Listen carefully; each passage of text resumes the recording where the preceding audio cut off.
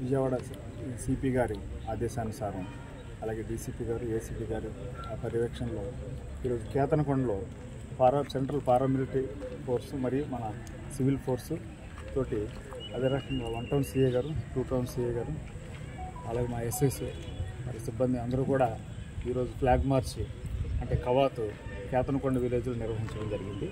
దీని ముఖ్య ఉద్దేశం ఏంటంటే వచ్చే ఇప్పుడు సార్వత్రిక ఎన్నికల్లో ప్రజలు వాళ్ళ యొక్క ఓటు హక్కును స్వచ్ఛందంగా స్వేచ్ఛగా ధైర్యంగా ఉపయోగించుకోవడానికి వాళ్ళకి భరోసా కల్పించడం కోసం వాళ్ళకి ఫోర్సు ఇంతమంది కూడా మేమందరం కూడా వాళ్ళకి ఉన్నామని చెప్పి వాళ్ళకు భరోసా కల్పించడానికి ఫ్రీ అండ్ ఫెయిర్గా వాళ్ళ యొక్క ఓటు హక్కును ఉపయోగించుకోవడానికి గాను వాళ్ళకి భరోసా కల్పించడం కోసం ఈరోజు మనం కేతనకొండ విలేజ్లో ఈ యొక్క కవాతు నిర్వహించడం జరిగింది. మోడల్ కోడ్ ఆఫ్ కండక్ట్ ఏదైతే ఉందండి ఎలక్షన్ నియమావళి దీనికి సంబంధించి పూర్తి స్థాయిలో అవగాహన లేకపోవడం వల్ల చాలామంది కేసులు బారిన పడుతున్నారు.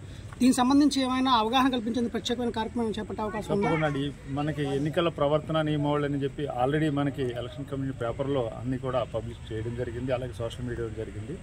అలాగే మేము కూడా మా పోలీస్ డిపార్ట్మెంట్ తరఫు నుంచి కూడా ప్రవర్తన నియమావళి అన్నీ కూడా ఒక పాంప్లెట్ లాగా తయారు చేసి అందరికి కూడా అది ఇవ్వడం జరుగుతుంది. అలాగే సోషల్ మీడియాలో కూడా మీ ప్రెస్ ద్వారా కూడా చెప్పడం జరుగుతుంది.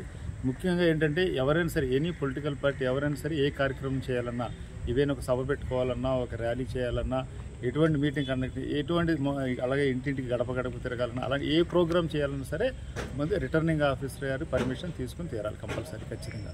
అది తీసుకోకుండా చేస్తే మాత్రం ఖచ్చితంగా model code of conduct violation వస్తుంది. దాని మీద ఖచ్చితంగా కేసులు చట్ట ప్రకారం నమోదవుతుంది.